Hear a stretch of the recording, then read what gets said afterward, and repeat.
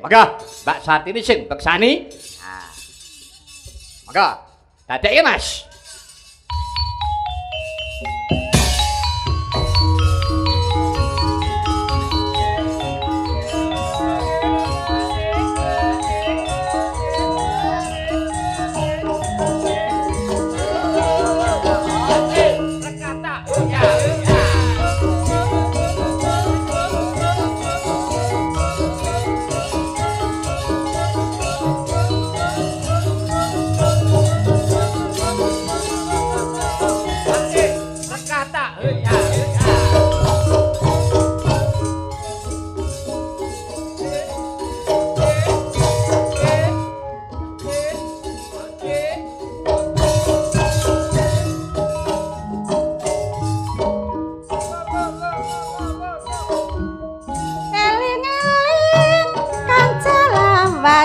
Ketemu maning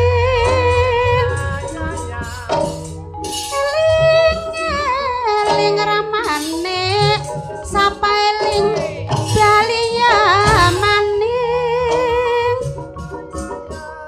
ngeling anak wong urip nang alam dunya mane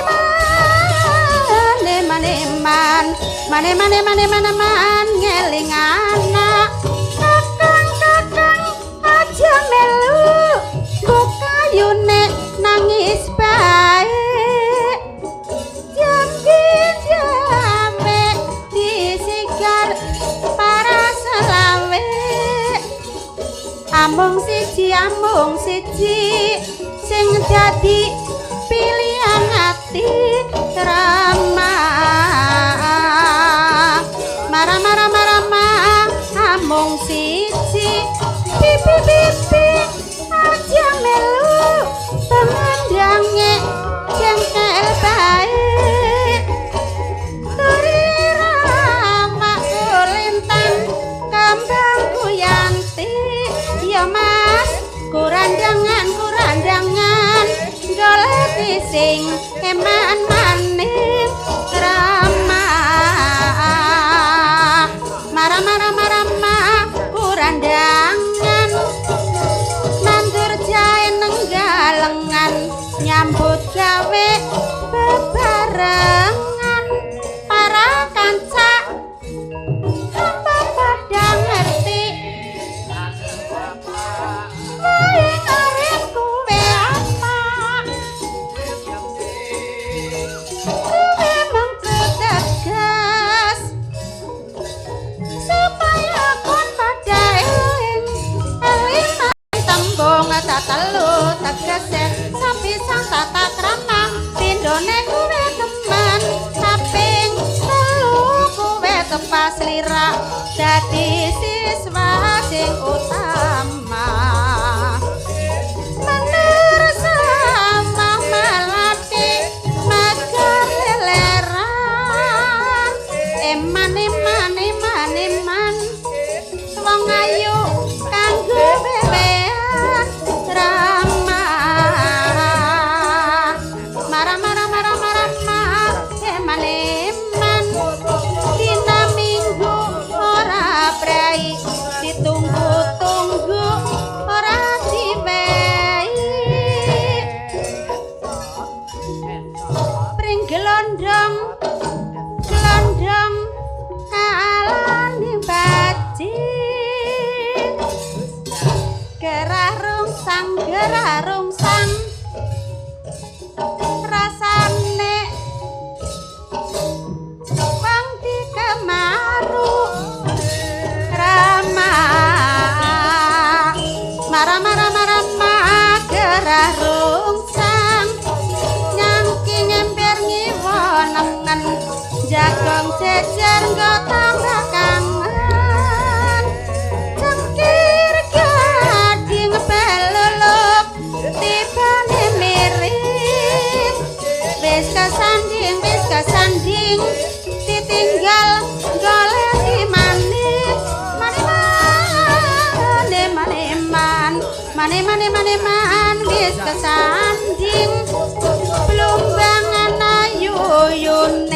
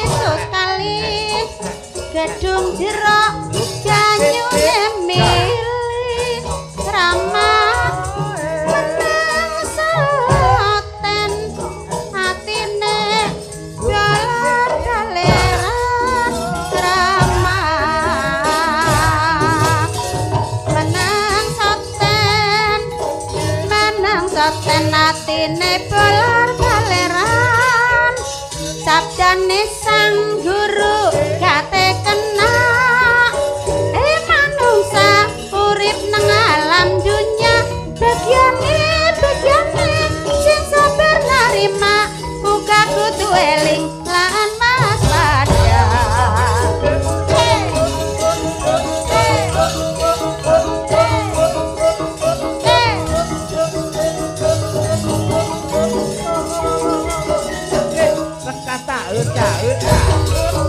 Sabdane sang guru kate kena manungsa urip nang alam dunya bagiane sing sabar narima muga kudu eling lan waspada.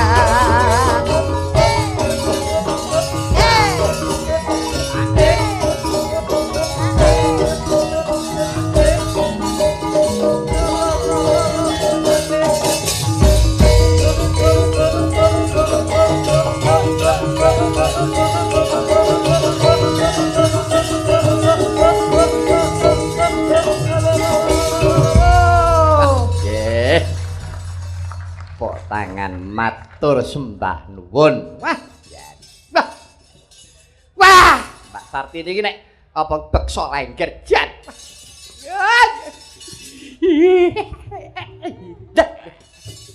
Tenan. Mbok kaceka sayuta nek karo jiblek pilih Sartini aku. Temenan apa? Temenan wis. Ya wong tulis iki. Heeh, Lah nggih iki barang wis uli gedhe. ya. Maune nggih dina-dina SMS kali kula. Tapi tenan aku ya butuh karo kowe kok ya mau di SMS. Lah nggih kula nggih butuh. Ya iya mulane kuwi. Lah nggih. Kok padha butuhe ya Blak ya? Nggih. Ha iya. Pada butuhe. Heeh. Kula nggih seneng. Heeh. Wis, pokoke diwet-wet ya. Nggih. Kowe dadi seniman walaupun mung sak ngelawak tegese kowe iki tukang gawe guyu. Tenan. Wong ki nek iso guyokke wong angel disantet. Tenan. Angel disarati. Berarti kula jeng disantet napa? Mboten usah disantet lah wong kali kula niku kepenak. Gari dicekel tuli tekek lebok nang kresek tuli wis. Cocok nyantreti temen kesuwen. Lah iya.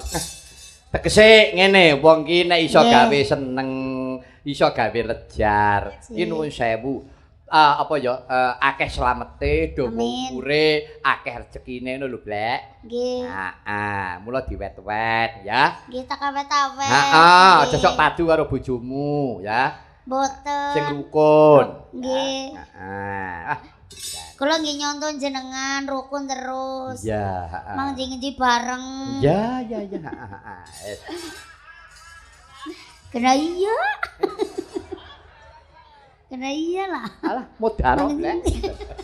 Mang ndi bareng. Lah kula nggih tiru jenengan rukun. Iya, heeh. Nggih tak conto niku. Heeh, pokoke contonan aku lah. Nggih.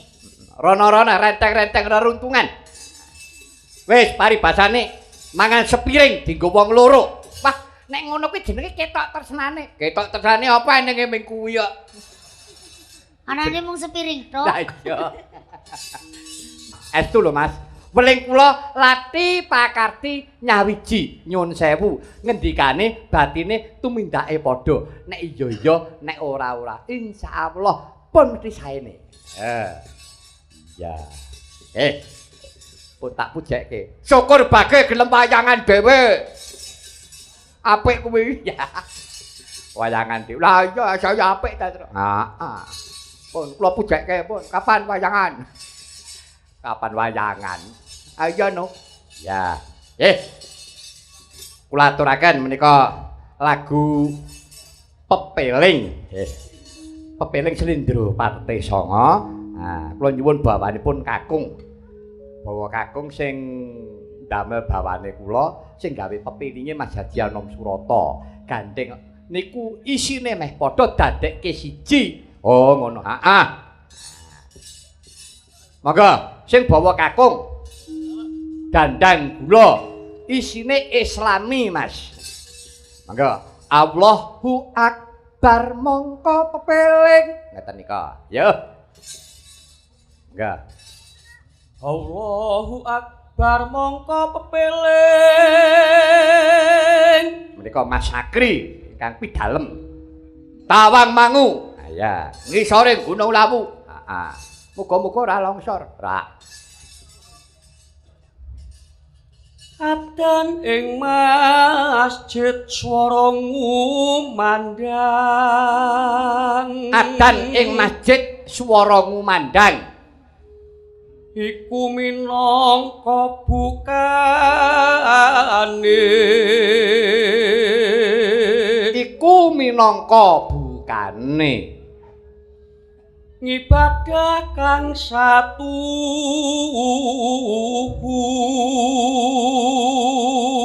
Ngibadah sing temenan. Umat Islam. Umat Islam Sholate wajib. Sholate wajib. Terokno cengkokku saka dhuwur. Luwih becik jamaah. Ya. Luwih becik jamaah. Sunahe kantun. Sunahe kantun.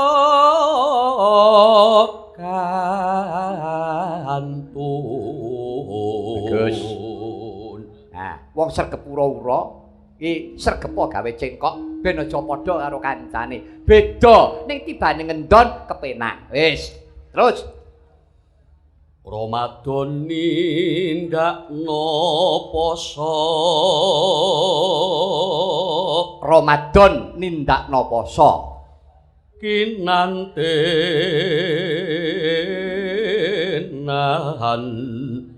sabar sare sarta iling. Sabar sareh sarta eling. Allah paring hidayah.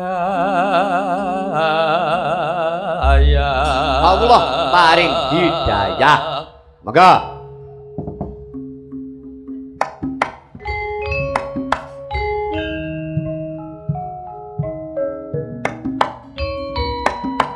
Ya.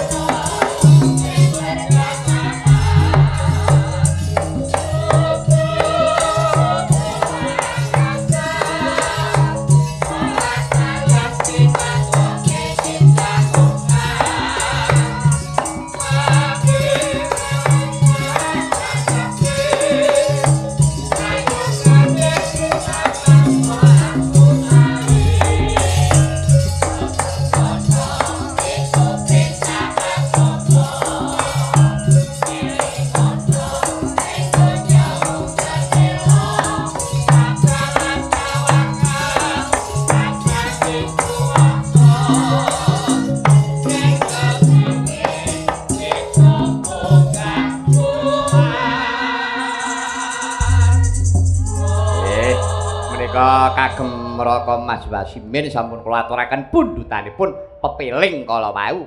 Ya, ngono ya, Truk. Heeh. Kejaba kuwi Kang Gareng, mbok bilih para sutresna budaya isih kepareng periksane meneh kejaba tanggal 23 somben minggu malam Senin. Lah kuwi tanggal 27 iki ya ana aku ning Jakarta ning Taman Cibubur.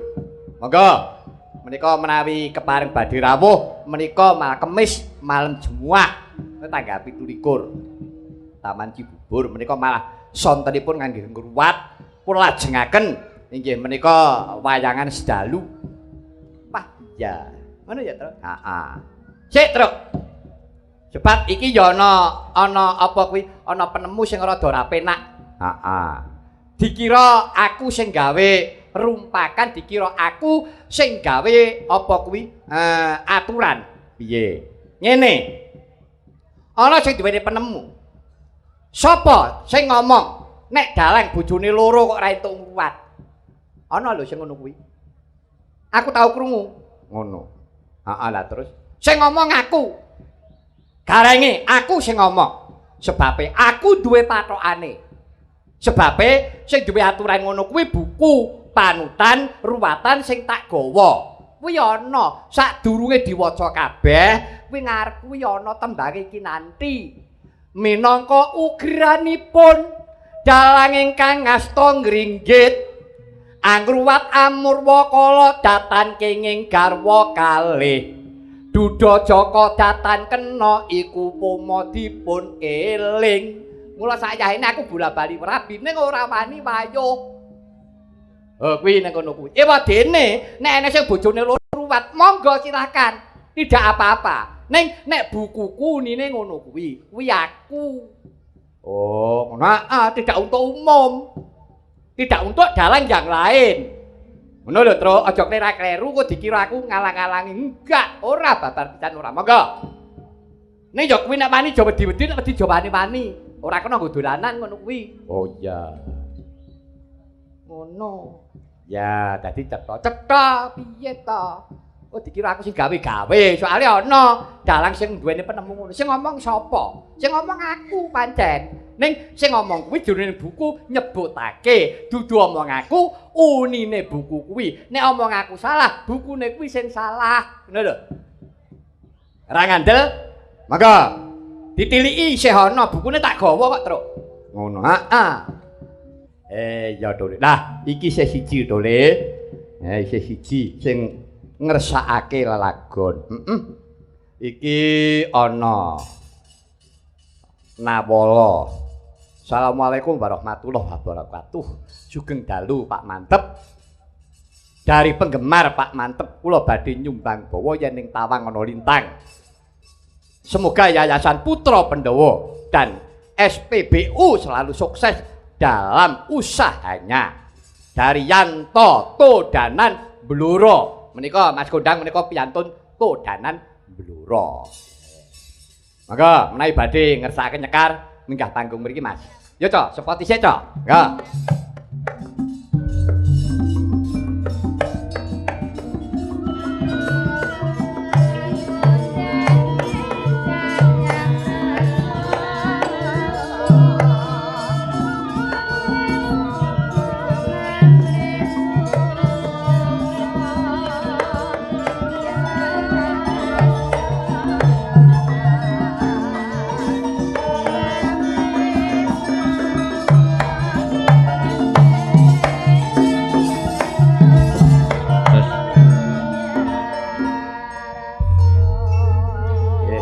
Wilujeng dalu Mas Yanto.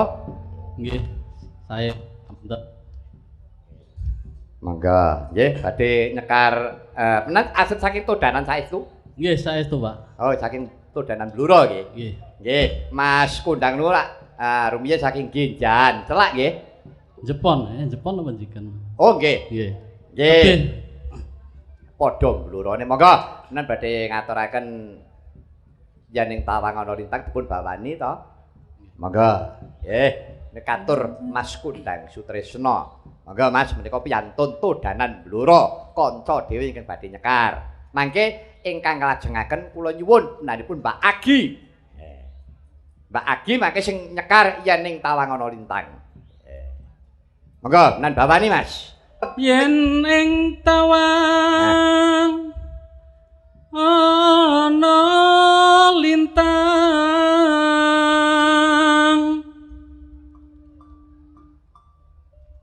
wong ayu aku nganteni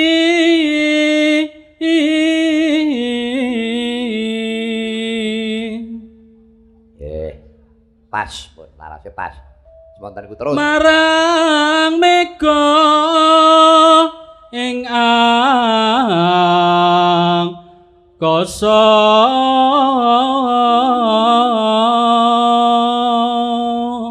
betul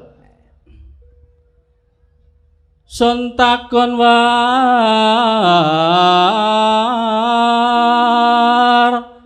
tani regi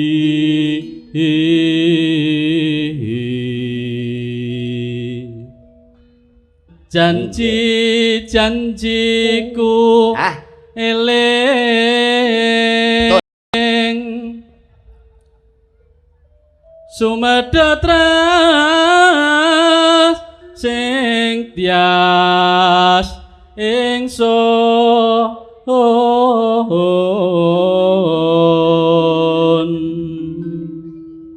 terus Nimas ingsun prasetya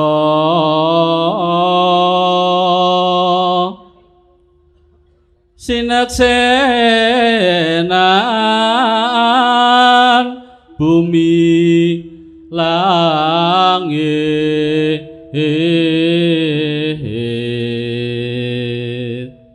tak ngising cakeme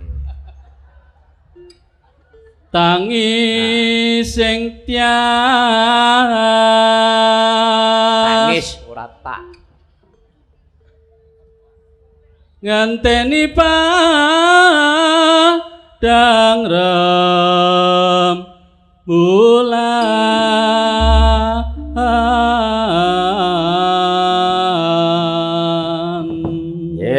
matur nuwun Mas Yanto. Lah menika kersanipun pun lajengaken kalian Mbak Agi waranggana saking Hongaria. Ayo Mbak Agi, yen ning tawang ana lintang. Ayo, Bro. Langsung toh. Langsung. Ora nggo omong-omong. Ora. Oh, nganggo omong-omong ya. Mboten mawon. Mboten mawon. Saiki nganggo omong ora? Mboten bener mawon. rasah taren mung dijawe tok. Yo, gur ngono dadi. Ya.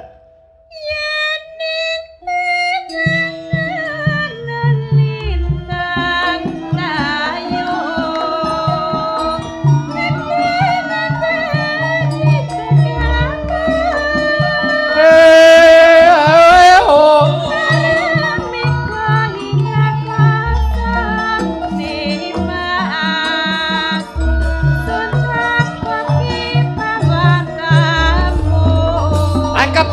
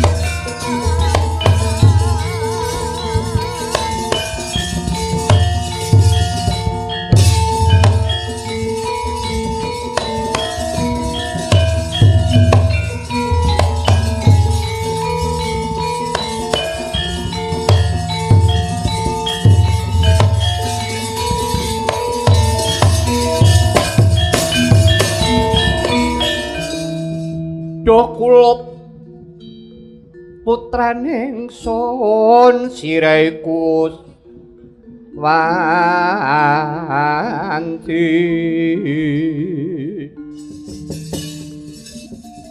bisa awan jeneng ing wang jiwa kulineng arep dipetik sira neng praja suwe teng narapati nanging tawakat ing mang jiwa pekat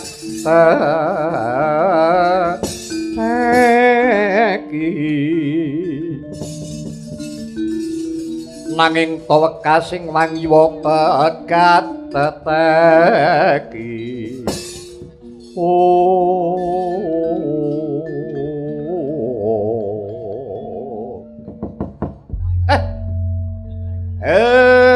Ndara Raden nang kula kalih dika Ndara Raden Sedewa. Niki dalu-dalu kok panjenengan mboten sare. Malah panjenengan tindak mriki enten napa, Gus? Siwa Badranaya. Kula. Kyai Semar. Bot-bote nggonku dinuta kelawan Koko Prabu Sri Bathara Kresna.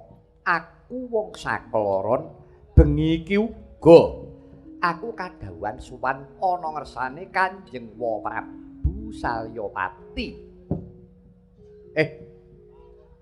Ndika kadhawuhan sowan Keng Prabu Salyapati. Iya, Kyai. Iya, Kyai.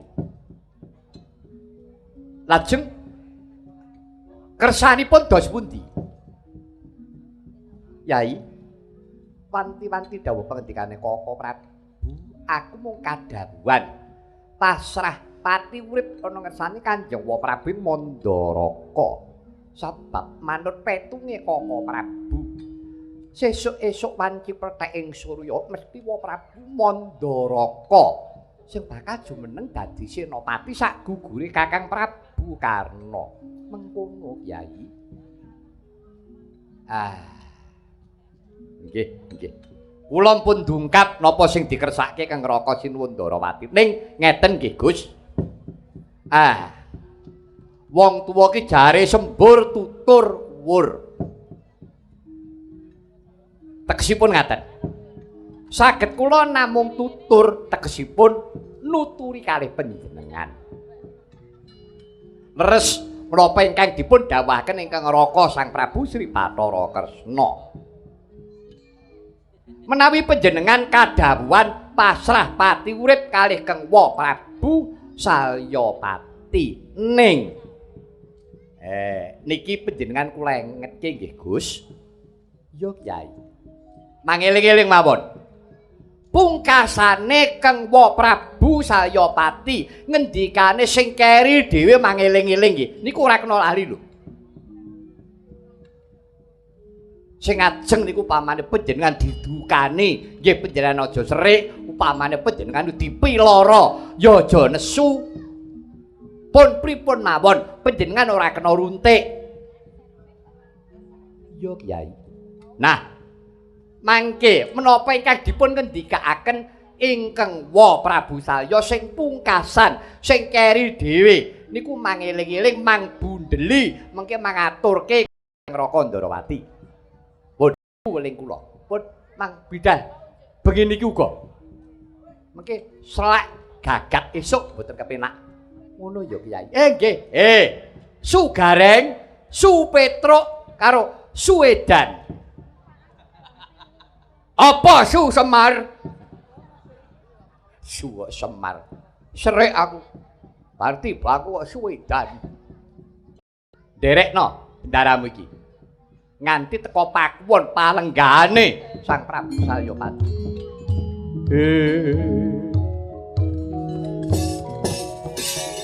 Oh. Angang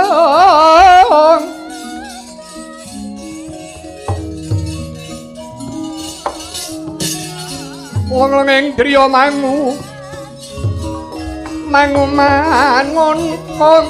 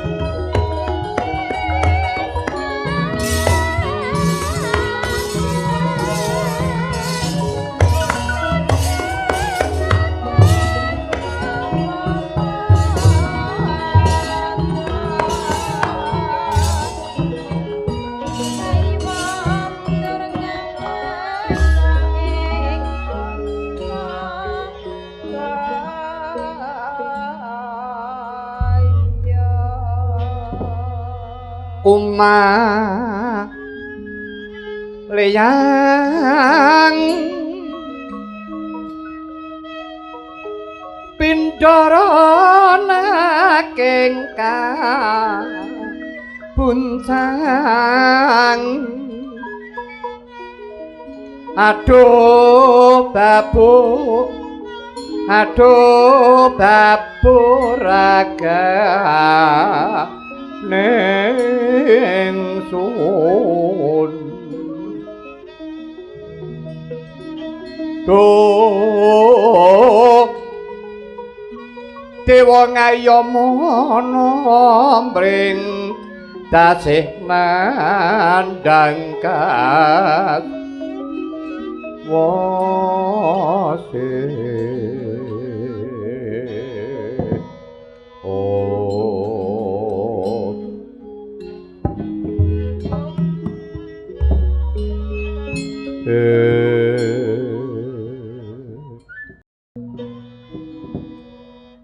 Kanjeng Rama Prabu Jimat sesembahan kula Rama punden kula mangke prapteng delahan. Rama suwawi kapejahana kewa ingkang putra pun Duryudana pedah menapa kula gesang. Kula raos-raos dewa menika mboten adil banjinde ban siladan. Pandhawa dipun banjinde menawi kula dipun ban siladan. Rama Prabu lepat kula menapa kekirangan kula wonten pundi dene mekaten ingkang dados lelampahan kula. Kanjeng Rama Prabu menawi tetira mekaten dinten menika kula pasrah pejah gesang ngersa paduka Kanjeng Rama Prabu. Raos kula rila legawa menawi kula dumugi sirna sampun ngantos kula dipun pejahi kaliyan para Pandhawa langkung prayogi pejah. Kula sumangga wonten ngasta paduka Kanjeng Rama Prabu Mandaraka.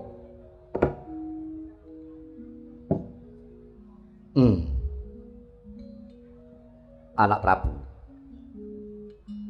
Monggo lenggah rumiyin. Monggo lenggah rumiyin. Panjenengan menika Narendra Gung Binathara. Wani muktine kudu wani larane. Wani uripe kudu wani matine. Wiwit rumiyin pun bapa menika menawi matur mboten sisah mawi tembung ingkang awrat-awrat, boten mawi tembung ingkang lungit nanging basa ingkang malela gampil dipun tampi. Monggo lenggah rumiyin. Lirsat padeng sun kang tumiling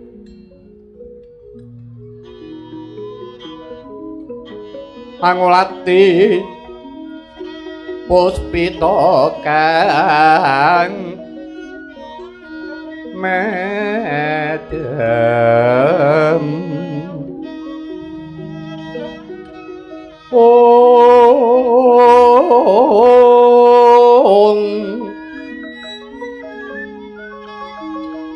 indah ing warni midring taman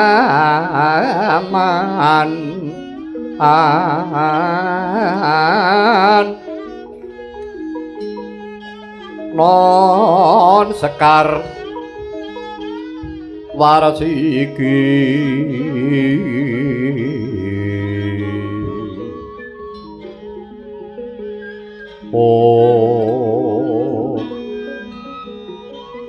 kumenyoting yasbaya jatuh krama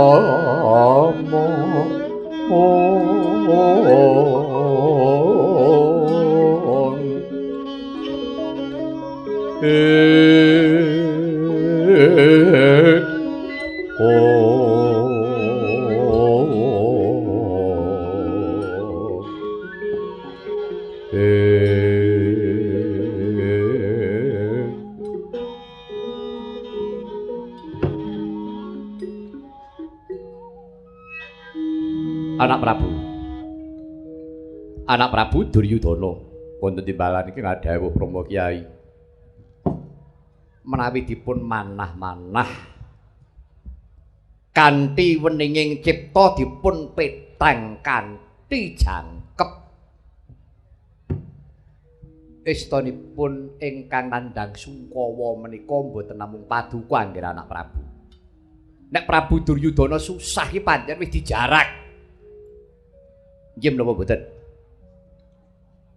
Liripun anak Prabu nemoho kacintrakan, nemoho jarak dadine karusakan.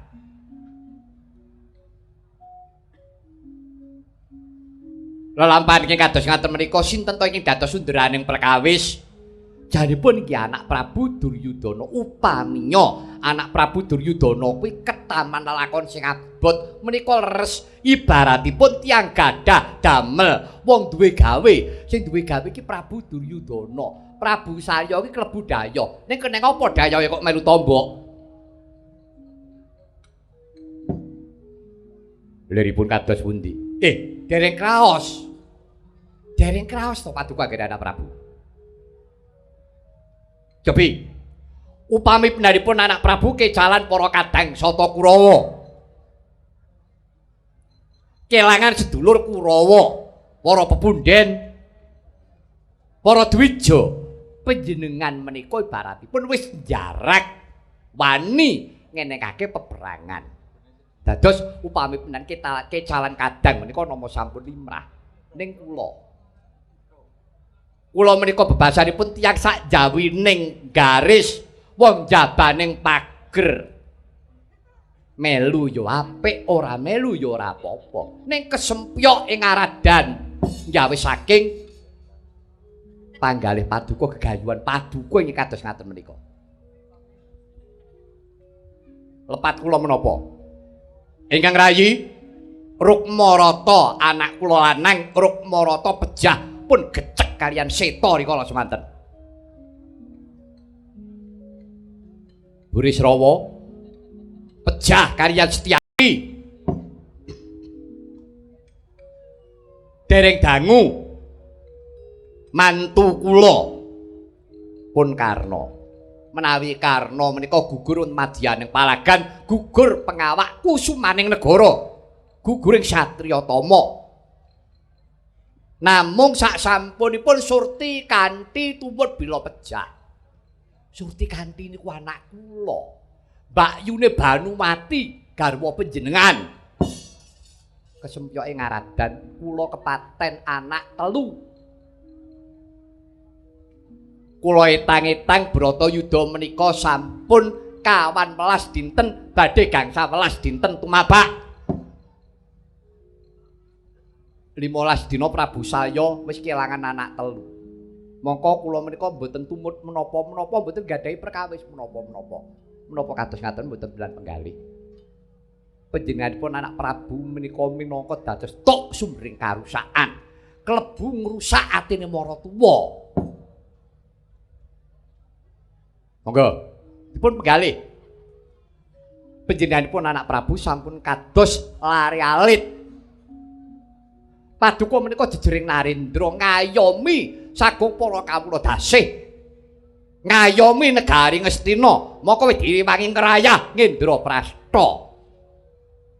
Ora dibalekke, nanging malah diarah arep dikukup bareng dadi gegempuran. Maka panjenengan iki jarak wani bareng eneng lelakon kang kaya mengkene gegirisi bingung. Lah lajeng kados pundi? Monggo. Rama Prabu. Kula mboten nyuwun wulan, kula mboten nyuwun pitedah. Kula namung badhe pasrah pejah wonten ngarsa paduka Kanjeng Rama Prabu. Menapa panjenengan pasrah pejah kanjeng kula? Apa nek Duryudana dina iki mati sing mateni Salya perkarane rampung? Nggih. Perkawisipun saged rampung menapa kados pundi? Aduh, Ger, eman. Eman sanget. Cobi to. Mila wong sawangsul. Ngastina ki surem prabane ilang puncarane. Lah wong sing asta peperintahan we kaya ngono paduka menika jejering Narendra Gung Binathara. Cobi to. Entek-entekane mung kaya bocah cilik, "Nggih, kula mang pateni mawon." Nyuwun ngapunten. Nggih. sampun ngantos memirang jagat. Prabu Duryudana kuwi gembong-gembonge Kurawa. Kenging menapa? Kepepeting lelakon. Ibaratipun panjenengan gajah-gajahe wong Ngastina. Lah kok saiki bareng kentikan bala dadi tikus kowe ora? Menapa boten badhe memirang jagat kados katen menika? Ngisi-sini nggih.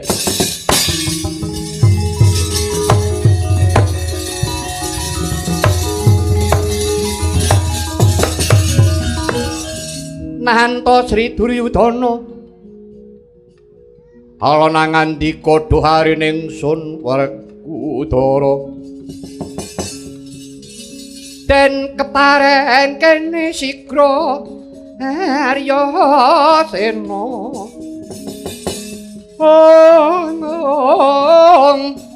anjujuk dadiwan durna riseksana mangenjali Seksana mangenjali tabu siwayeng ulun kula ingkang sowan sinuwun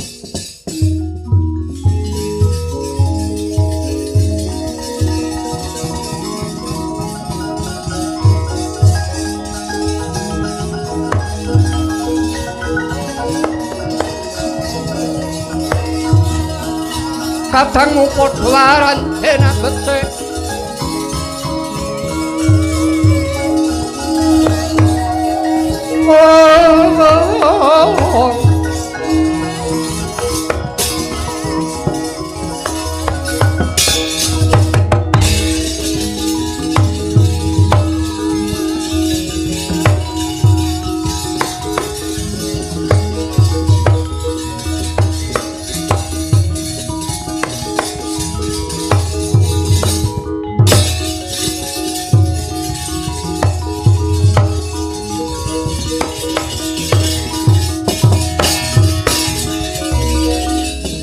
tandang krida sang Aswatana saksana mangsa sikra mentang gandewa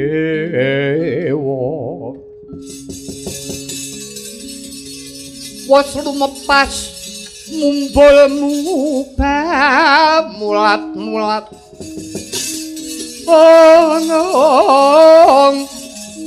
miris geger kang katiban Pala Pandhawa larut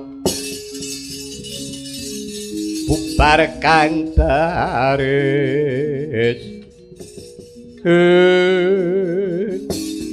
Sinuwun Prabu Duryudana keparenga sumela matur ngersa paduka ingkang sinuwun arep matur apa Swatama inggih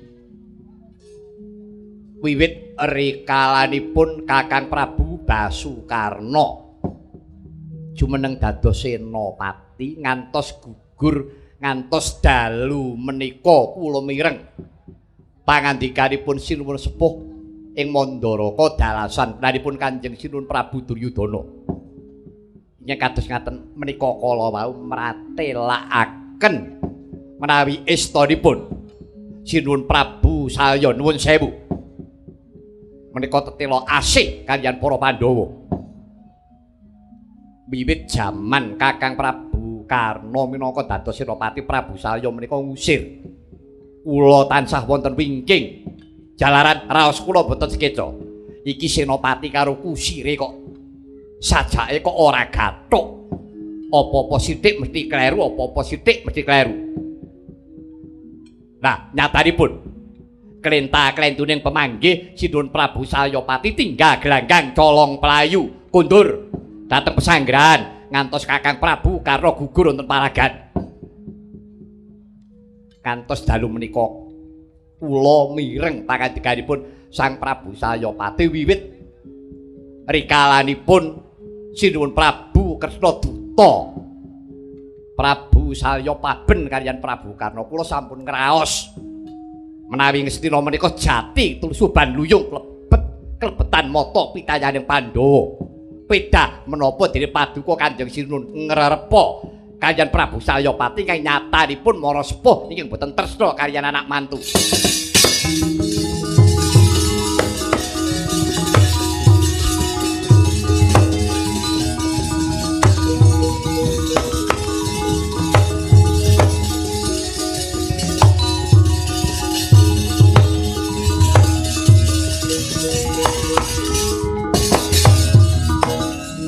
Swatama.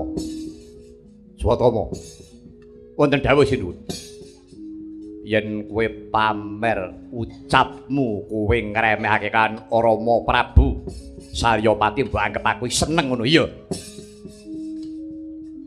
Supaya aku ana kawigaten karo dapurmu ngono. Ya ngono apa piye? Swatama. Kowe kuwi ning Ngastina, kowe iki pangkatmu mung tuwa buru tekse pengarepe tukang bebedak golek kewan.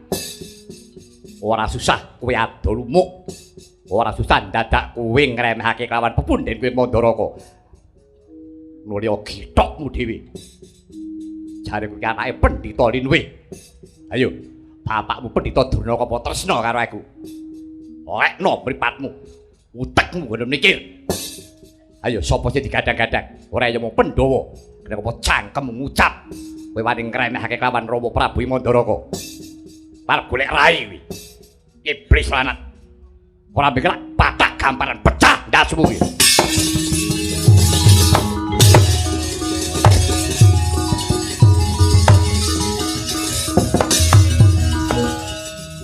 Duh karepe dhewe pamer umuk.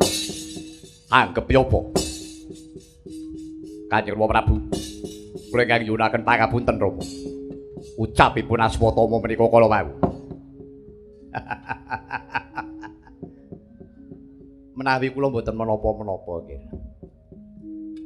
Nglanggati kok karo wong stres. Kula aturi menggalih tembungipun sak mangke Aswatama niku rak wong bingung to. Sak kecekele tembunge. Wong piyambakipun sampun mboten saged mikir, ora iso gawe nalar sing bening. Enenge bingung liwung apa-apa sithik mesti nesu. Niku Aswatama. Arep sungken pake wis mati arep goleki mbokne ora cetha. Kepi kula menggalih. Lho kados ngaten kok dipun tanggapi sampun kajengipun. Kula mboten serik. Kula mboten menapa-menapa nggih. Sampun kajengipun. Rama paripaksa pejah gesang kula borongaken paduka Kanjeng Rama Prabu. Menapa paduka mboten welas dumateng kula. Rama keparenga paduka Kanjeng Rama Prabu jumeneng dados senopati. Keparenga paduka Kanjeng Rama Prabu minangka sesulih ngayomi dumateng gesang kula. Sinten malih Rama menawi boten paduka Kanjeng Rama Prabu Mandaraka, sinten ingkang kula tenga-tenga malih, sinten ingkang kula tulih Kanjeng Rama. Kejawi namung paduka Kanjeng Rama Prabu, menawi paduka boten kersa jumeneng dados senopati benjang-enjang. Suwawi pejah gesang kula ngarsa paduka Kanjeng Rama.